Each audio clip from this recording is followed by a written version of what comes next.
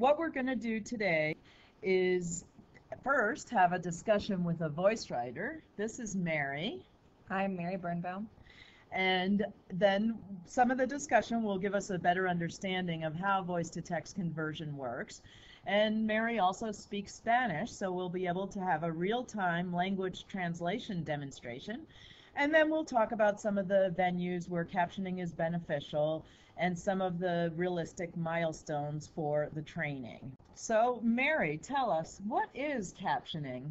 Well, basically, captioning is just a presentation of text as words are being spoken, so that you see text scrolling as any dialogue takes place.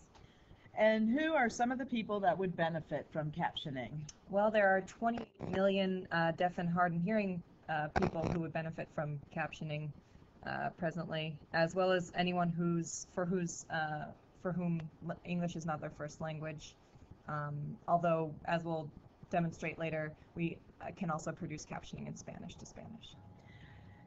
We want to talk about some of the training for real-time captioning. I know you're relatively new at this. Why don't you describe how your training took place?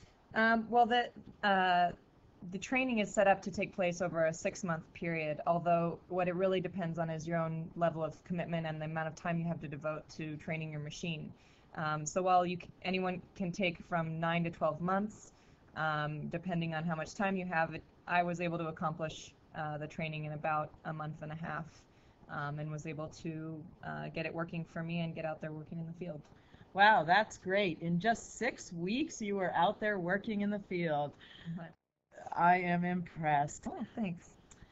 Let's now talk about some of the markets for captioning. Well, we'll go back and take a look at the Steno mask, which is one of the pieces of equipment that you'll see demonstrated shortly. And the Steno machine is the other method, and those tools of the trade are discussed in another module in a lot more details. Now let's talk about the markets where captioning or voice-to-text services are used. One of the most obvious is what, Mary?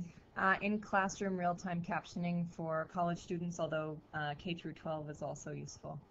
And also we see closed captioning on television, and that might be something people are familiar with if they have not seen captioning in an actual classroom.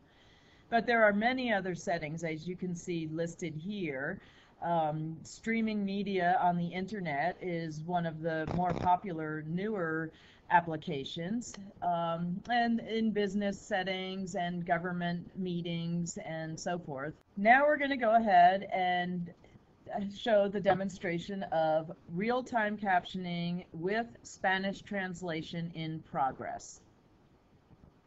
Mary will be using her Steno mask, so you won't actually hear her speaking Spanish, although the words will be translated on the screen. Okay. Mary, tell us some of the next steps that we would take after we begin with this course. What is the next thing we would need to do? Antes de empezar, es muy importante practicar postura buena y respirar en un modo efectivo. And then other things that we would need to accomplish include what else?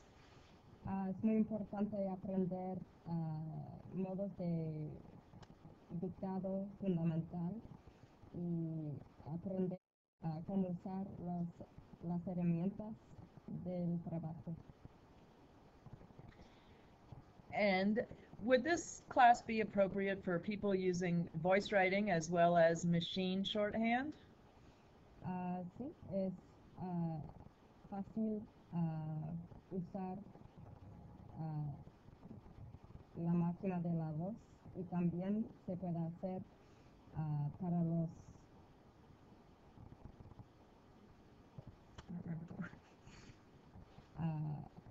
la gente que trabaja en la corte judicial.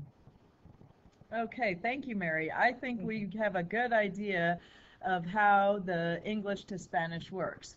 For those of you who do not know Spanish, I was asking Mary the questions and she was responding with the next steps that you see translated in English.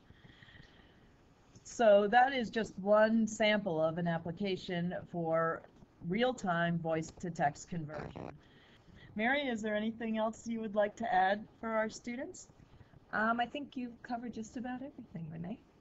Okay, thank you.